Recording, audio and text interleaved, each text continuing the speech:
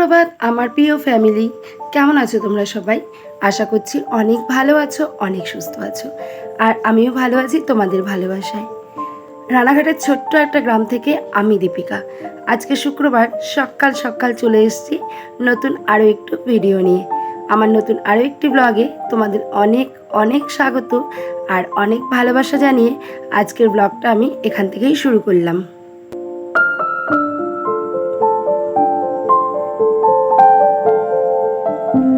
সকালবেলা সমস্ত বাসি কাজকর্ম হয়ে গেছে আর দাঁতটা ব্রাশ করতে করতে মেশিনটাকেও চালিয়ে দিলাম। আর যা গরম পড়ছে, সকাল সকাল যদি মেশিন না চালাই দুপুরবেলা তো এই টিনের ঘরে একদমই থাকা যায় না। প্রচণ্ড কষ্ট হয়, ভীষণ কষ্ট হয়।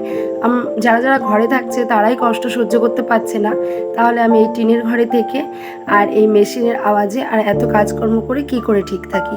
আমিও একদমই ঠিক থাকতে পারছি না, এতটাই গরম লাগছে। আর তাপমাত্রা যেন দিন দিন বেড়েই যাচ্ছে, কমবে কি বেড়েই যাচ্ছে। আষাঢ় মাস, জ্যৈষ্ঠ মাস, বৈশাখ মাস চলে গেল, জ্যৈষ্ঠ মাস, কোনো বৃষ্টির দেখাই এখনও মিলছে না। সকালে উঠে ভালো করে দাঁতটা ব্রাশ করে নিলাম, ব্রাশ করে মুখটুক ধুয়ে আর এখন দেখো আমি একটু সানস্ক্রিন মেখে নেব, কারণ ওই সারাটা দিন ওই টিনের ঘরে রোদে তেতে পুড়ে আমাকে রান্নাবান্না করতে হবে, কাজকর্ম করতে হবে। যদি এটুকু যত্ন না নিই তাহলে তো খুঁজেই পাওয়া যাবে না। তো এই জন্য উপকার হোক বা না হোক, সকালে ওই সানস্ক্রিনটা লাগিয়েই কিন্তু আমি রান্নাঘরে ঢুকি।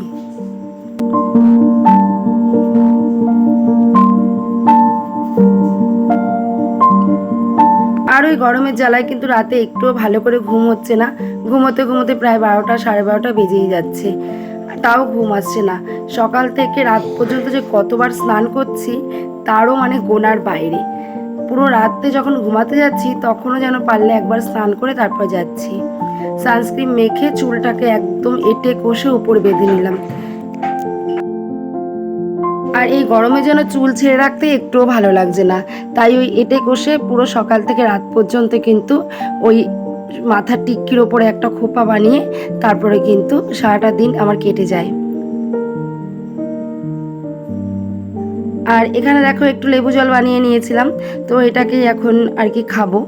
একটু বেশি গরম ছিল দেখে অনেকটা সময় রেখে দিয়েছিলাম, তো একটু হালকা যখন ঈষদুষ্ণ হলো তখন এটাকে আমি খাচ্ছি। দেখো লেবু জলটা খেতে খেতেও শান্তি নেই, তাতেও মেশিন চালাচ্ছি। আসল কথা সেগুলো কোনো কথা না, আসল একটাই কথা, সেটা হলো আমাদের এই মেশিনটা যদি এইভাবে না চালাই, যদি ভাবি সমস্ত কাজকর্ম করে তারপরে চালাবো, তাহলে কিন্তু কাপড় হবেই না আর অনেকটাই রাত হয়ে যাবে। তার জন্য ওই কাজ করতে করতেই মেশিনটা কিন্তু চালানো হয়। আর তারপর এদিকে দেখো লেবু জলটা খেয়ে আমি ভাত আর ডালটা একদিকে বসিয়ে দিলাম। আর আজকে তেমন কিছু রান্না করব না, যা গরম পড়েছে, কালকে মাংস লুচি সব কিছু খাওয়া হয়েছে, তো তাই ভাবছি আজকে একদমই হালকা পাতলা যা খাওয়ার খাবো।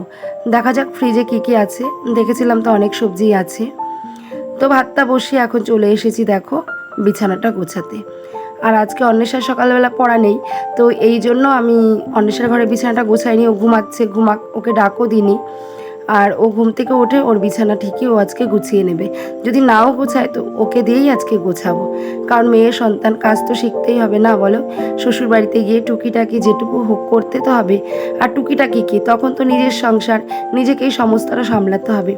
তো কিছু না কিছু যদি কাজের প্রতি একটুও যদি কোনো সাধারণ জ্ঞানই না থাকে তাহলে কি করে হবে। তো ওই টুকটাক কাজগুলো ওকে দিয়ে ভাবছি এখন থেকে একটু একটু করে করাবো, কারণ ওই বাপের বাড়িতে আরাম, এই আরাম তো আরাম নয়, তো শ্বশুর বাড়িতে গিয়েও তো সবার মন জুগিয়ে একটু একটু করে চলতে হবে না। তো সেই বিষয়ে এখন থেকে যেহেতু অনেকটাই বড় হয়ে গেছে, একটু একটু করে কিন্তু জ্ঞান আমাদের ওকে দিতেই হবে।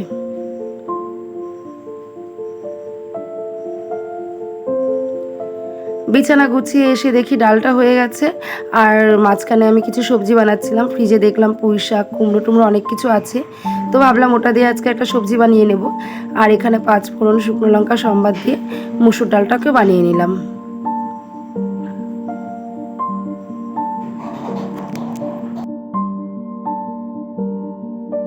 এরই মাঝে আমার সবজিগুলো বানানো হয়ে গেছে, তো আমি এখন ওই সবজিটাকে রান্না করব। ওই বললাম না প্রচণ্ড গরম, তো এই গরমে যতটাই হালকা পাতলা খাওয়া যায় ততটাই কিন্তু ভালো। আর পেট ভরে খাওয়া তো একদমই উচিত নয়, যতটা পেটটা খালি রেখে খাওয়া যায় শরীরটা ততটাই যেন ফ্রি থাকে। তো ঘরে মা কিছু ডালের বড়ি দিয়ে দিয়েছিল, সেদিন ওই লোকনাথ বাবার পুজোতে গেছিলাম তো তোমরা দেখেছিলে। তো মা হচ্ছে কিছু ডালের বড়ি দিয়ে দিয়েছিল, কলার ডালের বড়ি। তো সেটা দিয়েই হচ্ছে আজকে নিরামিষ তরকারিটা রান্না করব। আর এই নিরামিষ পাঁচমেশালি তরকারিতে একটু ডালের বড়ি দিলে কিন্তু দারুণ লাগে খেতে। আর বলাই তো হয়নি, আজকে ঘুম থেকে উঠেছিলাম ওই 5টা নাগাদ। আর সারাদিন না শরীরটা কেমন মাতাল মাতাল লাগে। এদিকে ধরো ওই গরমের একটা মানে প্রভাব শরীরে পড়ছে, তার মধ্যে অনেক রাত করে ঘুমোনো আর অনেক সকাল সকাল ওঠা, সব মিলিয়ে শরীরটা যেন একদমই দিন দিন পুরো ক্লান্ত হয়ে যাচ্ছে। ওইদিকে সবজিটা বসিয়ে একটা ঢাকনা দিয়ে ঢাকা দিয়ে দিলাম। আর এদিকে তোমার দাদাভাই পাট পাতা রেখেছিল বাড়িতে। তো অনেকদিন মানে এবছর প্রায় বলতে গেলে পাট পাতার বড়া খাওয়াই হয়নি আমাদের। তো এই জন্য আজকে পাট পাতা রেখেছে, তোমার দাদাভাই বললো পাট পাতার বড়া বানাতে। তো আমি এখন এখানে চালের গুঁড়ো আর বেসন আর পাট শাক দিয়ে বড়া ভেজে নিচ্ছি। আর কিছুটা অংশ আমি আর কি তুলে রেখেছি, এটা দুপুরবেলা আবার গরম গরম বানিয়ে খাবো। আর এখানে পাঁচমিশালি তরকারিটাও কিন্তু আমার হয়ে গেছে, এটা আমি নামিয়ে নিলে ব্যাস রেডি। আর পাট পাতার বড়া কিন্তু আমাদের বাড়িতে সবাই ভীষণ ভালো খায়। আর সত্যি কথা বলতে পাট পাতার যে সুন্দর একটা গন্ধ, গরম গরম ভাতের সাথে কয়েকটা পাট শাকের বড়া, ব্যাস আর কিন্তু কিছুই লাগে না। তো সব রান্নাবান্না হয়ে গেছে, সবাইকে এক এক করে খেতে দিয়ে দিয়েছি। আর গরমে কেউ যেন বেশি বেশি খেতেই পাচ্ছে না, আর কারো যেন খাওয়া দাওয়ার টাইম টেবিল ঠিক থাকছে না। ওই বেশি বেশি করে জল খাচ্ছে, পেট ভরে যাচ্ছে, আর খাওয়া দাওয়ার যেন কোনো ঠিকানাই থাকছে না। আর আমি খেয়ে নিচ্ছি একটু ছাতু। তো আখের গুড় এনেছিলাম কালকে দোকান থেকে। তো আখের গুড়, ছাতু আর মুড়ি দিয়েই আজকে ব্রেকফাস্টটা সেরে নেব। আর কিছুই বানাবো না, রুটি বা ওটস কিছু বানাবো না। আর আমার ছাতুটা খেতে কিন্তু বেশ ভালো লাগে, যেহেতু চিনিটাকে অ্যাভয়েড করে চলি, সেক্ষেত্রে কিন্তু একটু গুড় খাওয়াই যেতে পারে। আর একদমই শুধু ছাতু ধরো গুলিয়ে লবণ দিয়ে খাওয়া যায়, কিন্তু মুড়ি দিয়ে মেখে খেলে কিন্তু একদমই কিছু ছাড়া খাওয়া যায় না। তো এই জন্য একটু গুড় দিয়ে মেখে নিচ্ছি।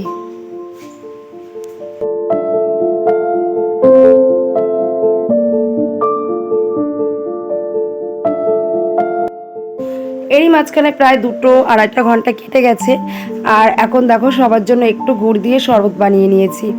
কারণ তোমাদের দাদাভাই যাবে একটা জায়গায়, কোথায় যাবে সেগুলো তোমরা নেক্সট ব্লগ আস্তে আস্তে সব কিছু দেখতে পারবে। আর তার জন্য কিন্তু অবশ্যই আমার চ্যানেলটাকে তোমাদের সাবস্ক্রাইব করতে হবে। আর ছোট্ট করে একটা কথা বলে রাখি, তোমার দাদাভাই যেখানে যাচ্ছে সেটা হচ্ছে আমার মনে হচ্ছে যে স্বপ্ন পূরণের একটা দিন। যেই স্বপ্নের কথা তোমাদের প্রত্যেকটা ব্লগে আমি বলে থাকি, তো সেই স্বপ্ন পূরণের দিনটা হয়তো কাছে এগিয়ে আসছে। তো অবশ্যই তোমাদের ভালোবাসা এবং আশীর্বাদের প্রয়োজন আছে। তো তোমরা আশীর্বাদ করো যাতে স্বপ্নটা পূরণ করতে পারি। এবং কী স্বপ্ন সেগুলো তোমরা আস্তে আস্তে সবই জানতে পারবে, এবং প্রত্যেকটা ব্লগে কিন্তু আপডেট আমি আর কি দিয়ে দেবো। তোমার দাদাভাই চলে গেল মানে সেই কাজে, যেই কাজটার জন্য আর কি গেছে। তো এটা পুরোটাই একদম সিক্রেট থাক, অবশ্যই জানতে পারবে, বললাম তো। আর অন্বেষা বলছে, মা তুমি অনেক কাজ করছো, সকাল থেকে ঘেমে টেমে একাকার হয়ে গেছো, দাও আমি ঘরটা মুছে দিই। তো অন্বেষা এদিকে ঘরটা মুছছে, আর আমি এদিকে ওই গ্যাসটা মোছা বাকি ছিল, সেই গ্যাসটা মুছে রান্নাঘরটা এখন ঝাঁট দিয়ে নেবো। আর দেখেছো তো গরমে রোদে পুরো গায়ের রঙের অবস্থা কি হয়েছে। কি আর করা যাবে বলো, কাজ তো করতেই হবে। আর এটা নিজেদের কাজ, যদি লোকের কাজ হতো হয়তো বলতাম যে না থাক, যাবো না বা করবো না। যেহেতু নিজেদের কাজ, এটা তো আমাদের করতেই হবে। আর মেয়েটা আজকে ঘরটা মুছে দিল দেখে অনেকটাই একটু আরাম পেলাম, কারণ গরমের মধ্যে ঘর মোছাটাও কিন্তু একটা বিরাট কঠিন কাজ। তো মেয়ে সন্তান মানে কি বলবো, কেউ অবহেলা করো না মেয়ে সন্তানকে। মেয়ে সন্তান একটা কেন, দুটো হলেও কিন্তু ঘরে লক্ষ্মীশ্রী বজায় থাকে।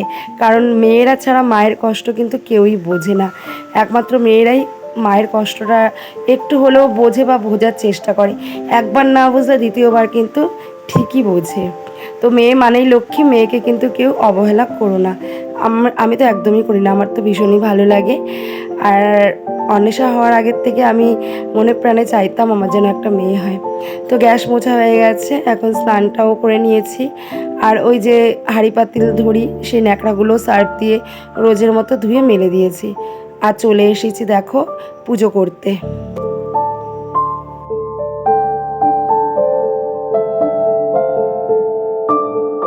আর পুজো টুজো করে এখন তারপরে ভাত খেয়ে নেব।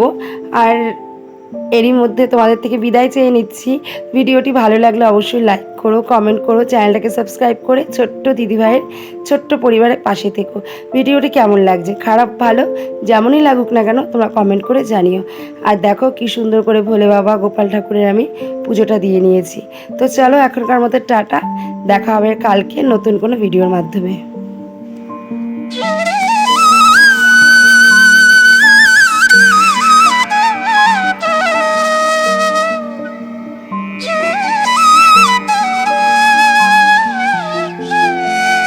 আর হ্যাঁ, তোমরা কে কোথার থেকে ভিডিওটা দেখছো সেটা জানাতে কিন্তু একদমই ভুলো না। তো জয় রাধে, জয় গোপাল, টাটা, শুভরাত্রি সবাইকে। সবাই ভালো থেকো, সবাই সুস্থ থেকো।